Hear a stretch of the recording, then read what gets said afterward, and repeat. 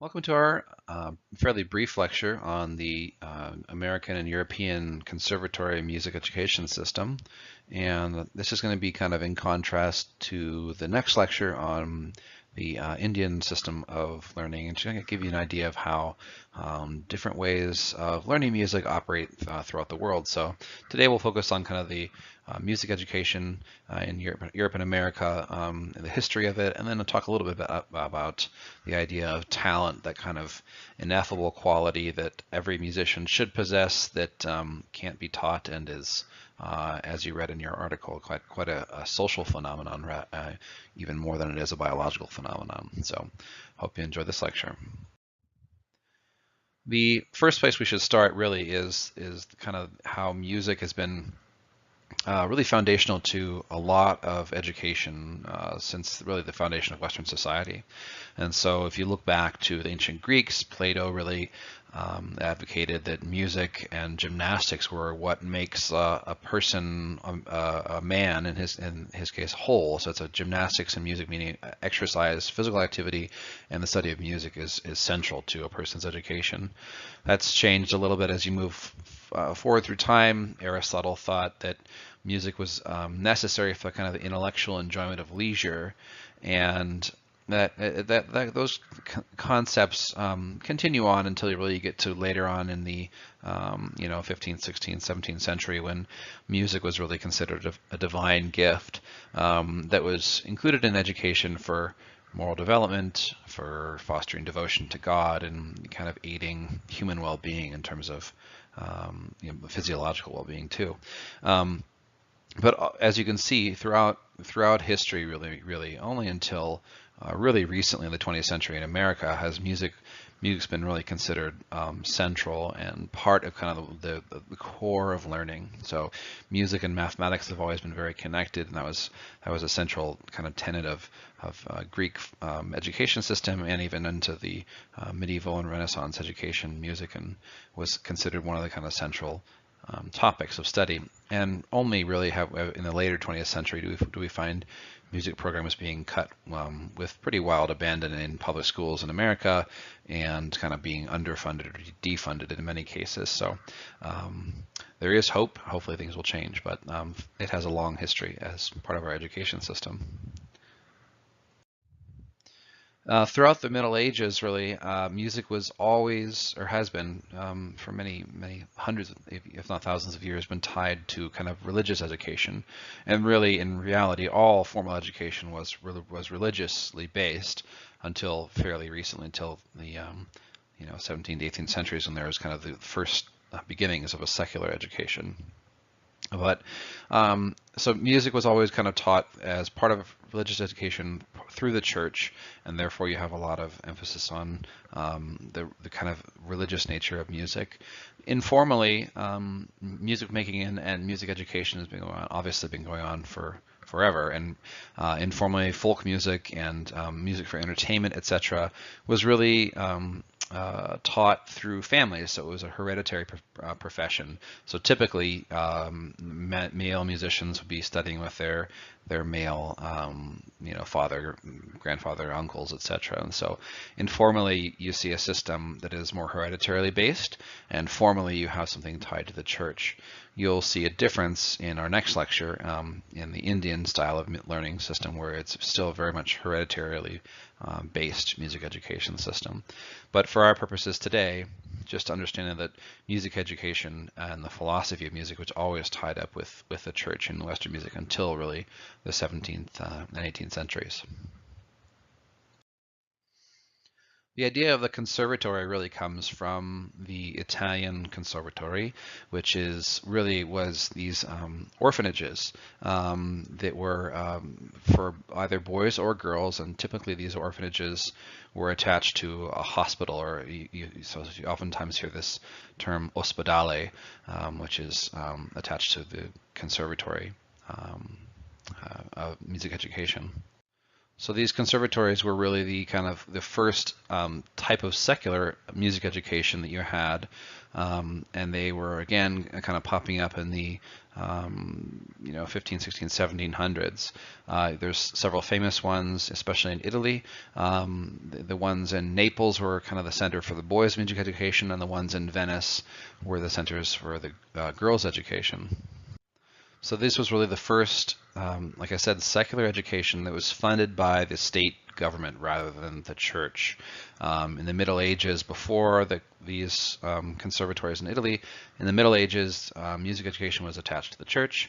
It was studied theoretically as part of in medieval universities as part of a subject comparable to mathematics. And so you have institutions like the Ospedale di Pieta, which is in Venice, and that was founded actually in 1346, so quite early on, and also the Conservatorio de Porvere de Gesù Cristo, which is found in 1589 in Naples. And these are both, again, orphanages that trained the orphans, or we'll talk about that in a second, but the orphans were trained by professional musicians, and really most of the leading composers in Italian operas during the 17th, 18th century were connected to these conservatory orphanage systems. Many famous Italian composers were connected. Probably the most famous, the name you'd recognize most readily is Antonio Vivaldi, who was connected with the conservatory in Venice.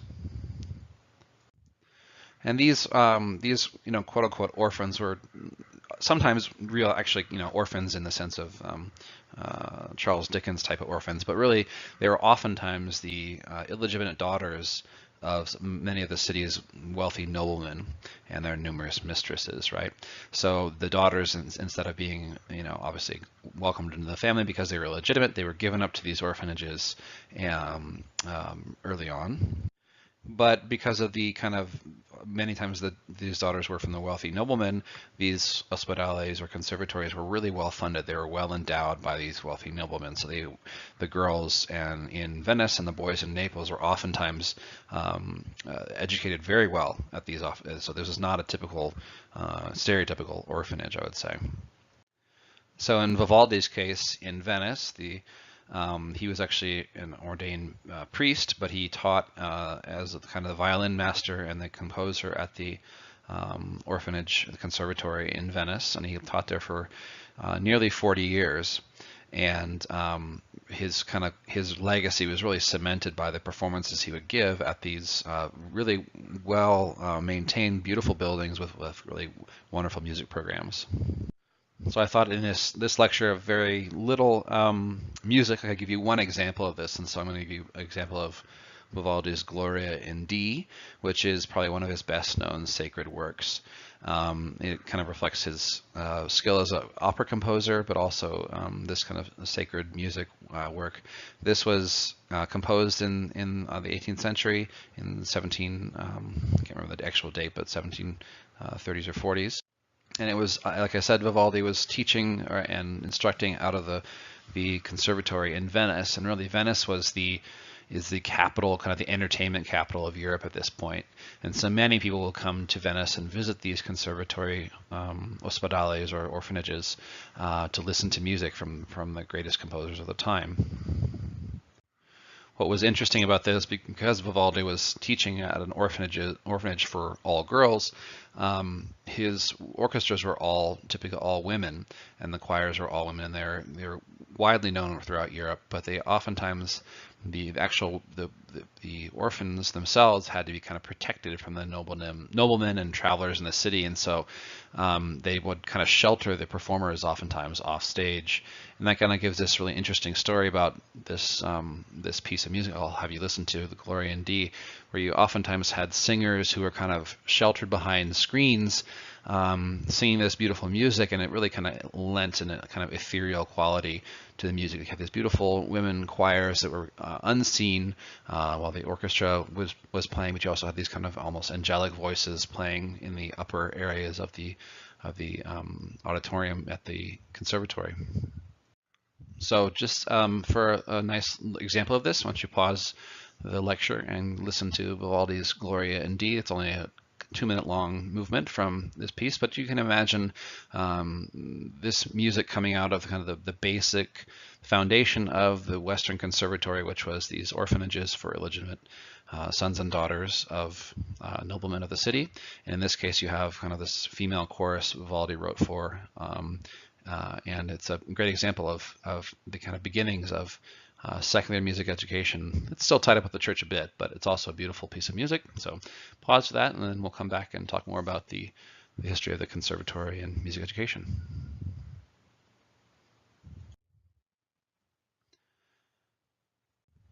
So as time went on, newer and different types of conservatories and music institutions were established throughout Europe and America.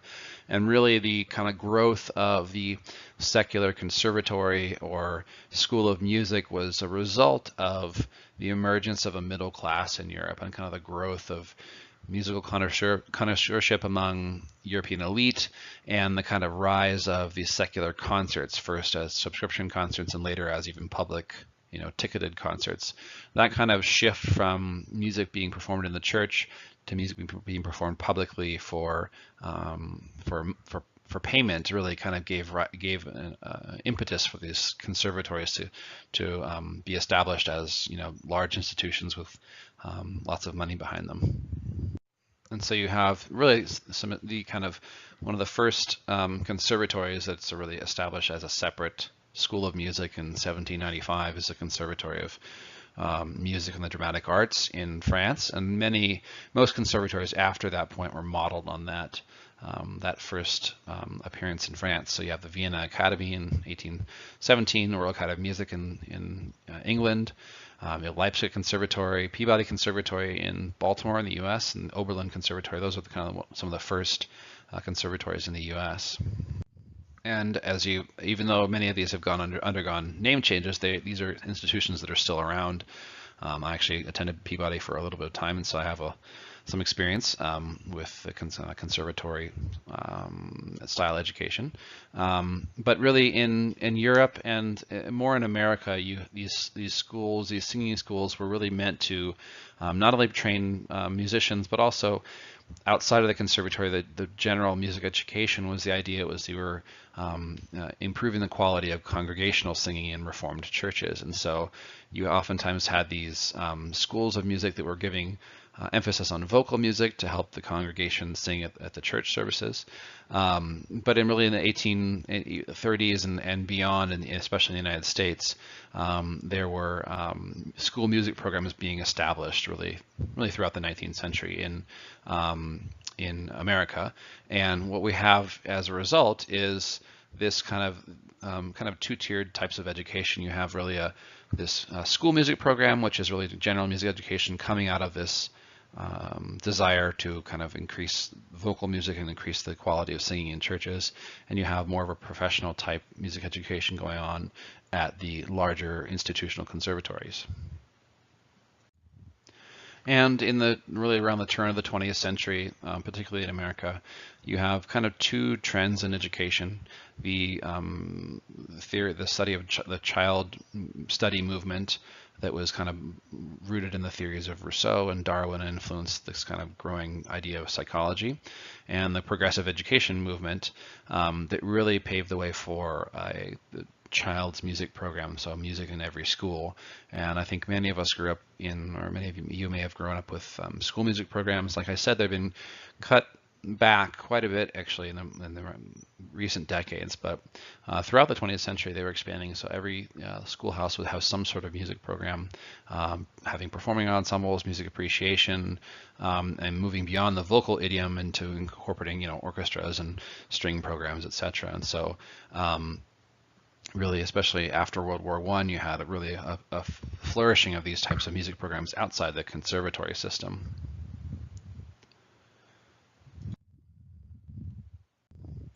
So moving kind of back into the kind of formal institutional music education of conservatories and university music programs, I want to talk a little bit about them, relating back to the article you read for today's lecture. And this is talking about conservatories as social organizations, and I think it's sometimes you can kind of forget the fact that we're all humans, and everything is based on kind of human social organization, hierarchies, and issues of kind of power and influence. And I think it's important to remember that also plays out in conservatories and university music programs. So I wanted to highlight a few of the things mentioned in your article. The first is that in many of the university programs, conservatories, the teachers, the studio instructors, the teachers who are teaching violin or tuba or etc., their individual artistic merits and kind of music pedigree really give them the authority to teach and give them a place in the conservatory. So unlike other academic faculty at a conservatory or a university program, there's this emphasis on individual artistic merit. And really this is a kind of continuation in some senses of this kind of the notion of an individual artistic genius that is really pervasive throughout Western society and Western kind of thoughts about art. So not only do you have this continuation of the kind of exalted genius, this kind of individual artistic merit really being the force behind teachers at conservatories and university programs, but that trend through Western society really also is morphed into, it reinforces really the social and economic structure of the conservatory and music school. And so oftentimes you'll have quite a few faculty on the staff at these places, and they really have a lot of power in terms of just because of the number of faculty that are drawing on their artistic merits as their for their place in the conservatory. But it's important also to remember that conservatories and universities are places of social hierarchy that are maintained by the administration, the performance faculty, and also the academic faculty. And in many cases, the academic faculty are certainly outnumbered, even though they may have on paper or a higher number of educational years, or however you want to put it. But so it's an interesting way to look at the social dynamics that are maybe present. And I would maybe encourage you to take a step back from your studies at CU Denver and look at some of the social interactions or some of the ways that hierarchies work in the university system. I think it's also interesting to point out the kind of relationship, the teacher-student relationship in the kind of Western conservatory and or university system, although they're slightly different. Excuse me. The way that this relationship is both social and economic in ways, and we'll see a big kind of contrast again when we look at the kind of Indian classical system of learning. But really the music pedigree you hear about, so you have piano teachers who study with so-and-so and so-and-so and so-and-so. These are both economic and social relationships. They start out really as economic ones. You start studying with a teacher, taking lessons from them, taking kind of discrete lessons, so you have an hour here a week learning from your teachers. And as you move up in kind of skill level and time spent with your teachers, the relationships morph from being mostly economic to one also that's a social relationship, and these ties are also they're not monogamous. So especially in the Western system, you're going to have people, artists, musicians who study with multiple teachers, and it's considered standard and or normal for you to kind of move from one teacher to the next teacher as you move up in skill level or as you move location, etc. It's not it's certainly a normal process to have multiple teachers throughout your artistic career. And again, keep this in mind when we think about a different system, the Indian music system we'll talk about in the next lecture. So in recalling these kind of musical pedigrees, these kind of teachers, the lineages of teachers you studied with, I think it's important to also understand that the way that people highlight that, the way that either music instructors or artists, who they highlight as their musical pedigree, is really also a demonstration of the varying social and cultural capitals that those teachers possess in different situations. And so oftentimes you'll have, famous artists highlighting some of the more famous teachers they've studied with, kind of give themselves a sense of kind of lineage or history that their musical style is emanating from. Or you have artists who are, newer to the stage, and they're going to be definitely highlighting the most, well-known, most well-respected artist that was their teacher. And as time moves on, they make a name for themselves, and they are not highlighting their teacher's pedigree as much. They're much more comfortable being their own artistic person, I guess. So to kind of sum up this general idea is that artistic merit is important for giving the teachers a place in a conservatory university system. Artistic pedigree is important, and it's also important to remember that it's both a social and economic relationship, and that this idea of the individual exalted genius is really a thread throughout Western history about art, and it's also very important in terms of keeping or reproducing the conservatory structure. And so it's important that's why these things are emphasized so much on billboard, on how schools advertise the quality of their faculty by giving them, all the concerts and things they've composed, etc. So individual artistic merit is very central to the conservatory system.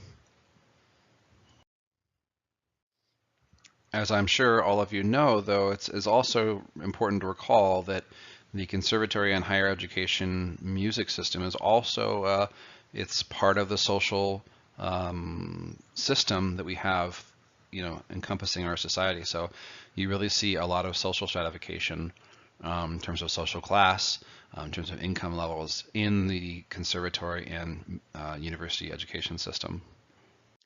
Not only are, for the most part, many musicians are coming from families that are well off, although there's certainly exceptions to this. You can actually go deeper in this and talk about the preference and or musical taste and how that relates to social class and things like that. So I won't go into an in-depth description of the idea of taste or musical taste and the idea of cultural capital or habitus as kind of deeply ingrained habits or preferences towards everything. Really, music is one of those things. But it's important to note that music is caught up in this idea of social class. We were raised from a very early age to kind of we're actually exposed to different types of music depending on our parents' backgrounds, our parents' professions, etc. And so understanding that our preferences are not necessarily, understand that our preferences are part of our social experience as in this social system. So you have on your screen just a few charts from actually a French study about music preferences, genres listened to, and also tying that to your professional status. We could have spent an entire course on the idea of taste and habitus, or kind of deeply ingrained habits, artistic preferences. But the short of it is that all of these things are socially developed, socially ingrained, and socially maintained. So the idea of a music habitus, or Habitus, which is a term that made famous by the sociologist Pierre Bourdieu. This is kind of a deeply held embodiment or a disposition that we have, preferences towards certain type of music. And if you look across a spectrum of people, they will often line up, the type of music they like listening to will often line up with their social station, their economic and social capital in society. So it's something worth thinking about, especially as you encounter other people at conservatories or higher education music systems, that this is not something that their preference for music, their tracking into a music program is not something that comes out of the blue, but it's also tied up with sociology and society. So moving on to the idea of talent, I think talent is a really a fascinating concept to study. I think the idea that talent is both polysemous and polymorphic is a really interesting idea. So it means different things and it has different manifestations when you're talking about. So you talk about musical talent, you can talk about athletic talent, etc. I think there's several points that are important. Hopefully you got out of the article that I'll reinforce here. The idea that talent is only something that you can be, somebody else can attribute to you. You can't, it's really a difficult thing to say, I am talented, unless somebody else has told you that. So talent is attributed through the aesthetic judgment of others. And often the attribution also depends on that person, saying you're talented. It depends on that person's artistic and social status. And so if my, 5-year-old daughter says you're talented, it's not going to mean so much to me as or anybody really, as opposed to some famous musician saying, oh, you're talented. So in that sense, you understand that talent is a socially developed phenomenon. It's not something that is it's debatable whether or not talent is innate, but it's a socially developed phenomenon that also carries with it very strong moral obligations. So if somebody says you're talented, or they wasted their talent if they don't kind of develop whatever this talent is, whether it be music or art or athletics, etc., it's seen as kind of a bad thing. You're failing at what you're good at, and you're giving up something that you should have developed. So there's a moral obligation to develop your talent. Talent can't be taught, but it also is, again, debatable whether or not it's part of our genetics, or if it's part of kind of the nature and nurture spectrum that we operate in. So it's a fascinating concept. I think you should think about a lot of our popular culture. So like shows like America's Got Talent or American Idol. What are these shows selling as part of this cultural narrative?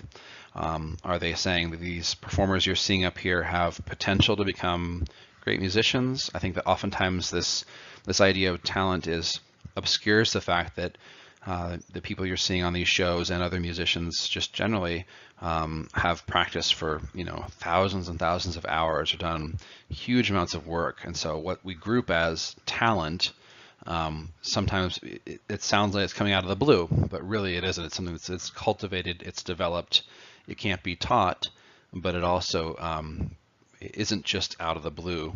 And we'll talk about genetics of talent in a second. But understand that talent is very much like artistic merit, like artistic taste.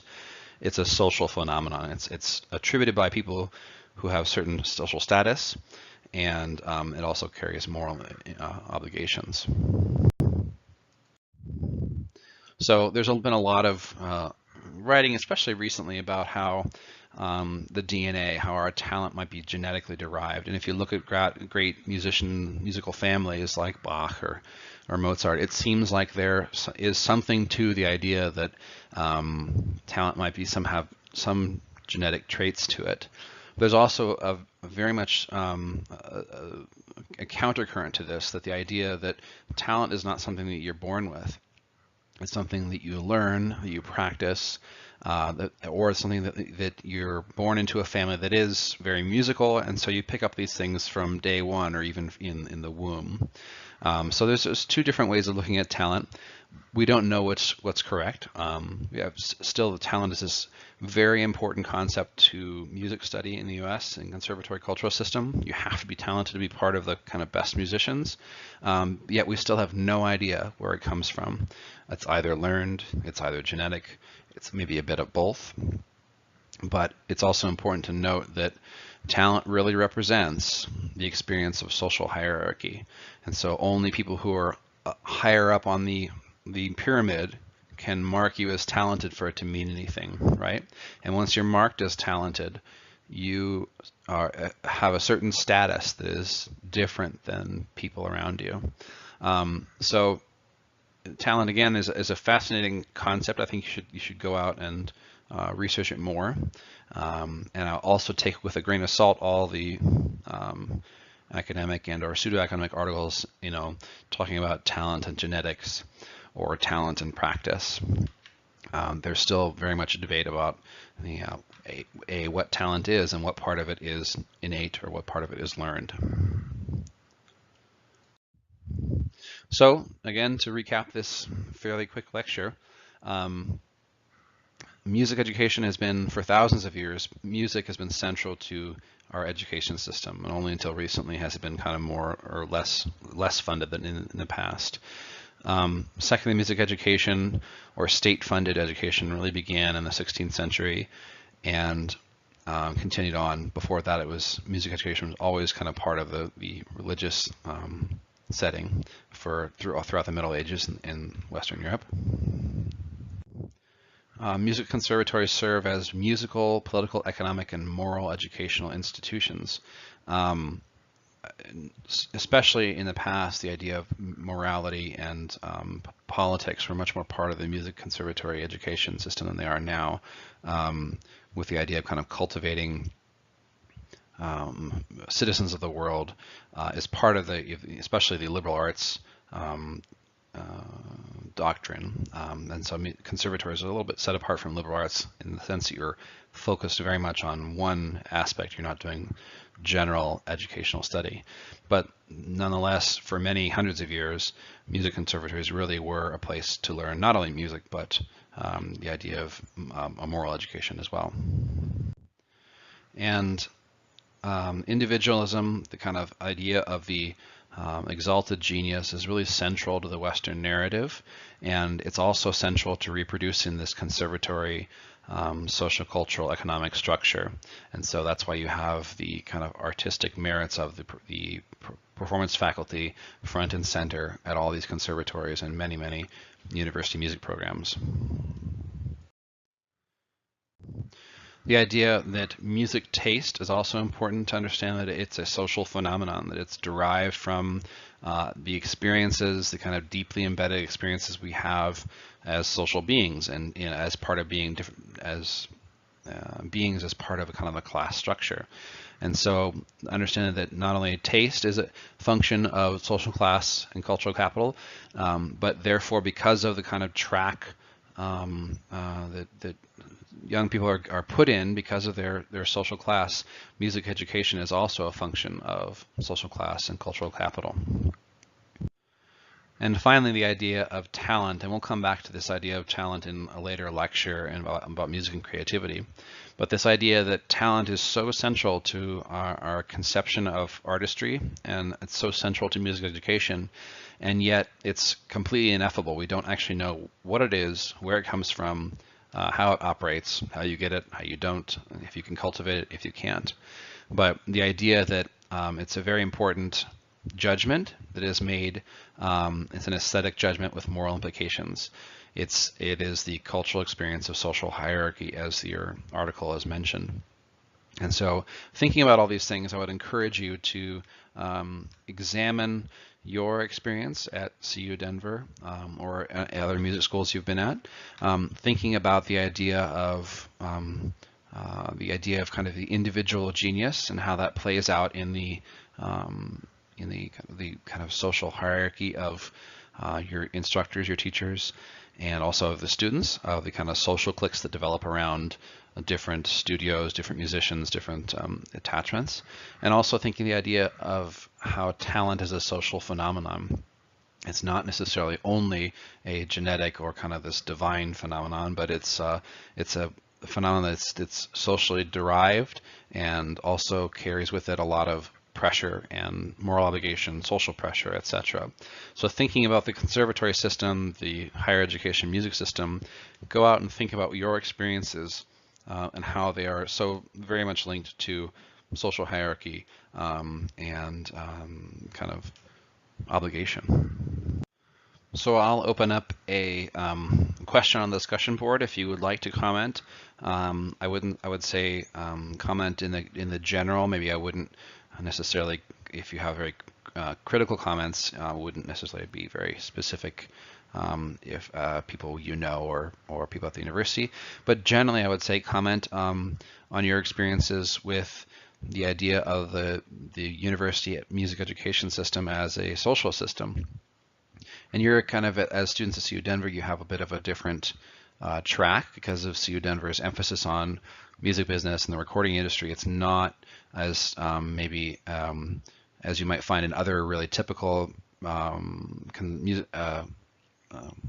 college conservatory music systems. You have a different track and definitely a different style of student who's attracted to the program. But I would want to hear your comments about music, conservatories as a social system, and also as the idea of talent being a kind of a socially derived phenomenon. So love to hear your comments, and we'll meet up again for a different take on music education throughout the world with the North Indian classical system in the next lecture. So thanks very much.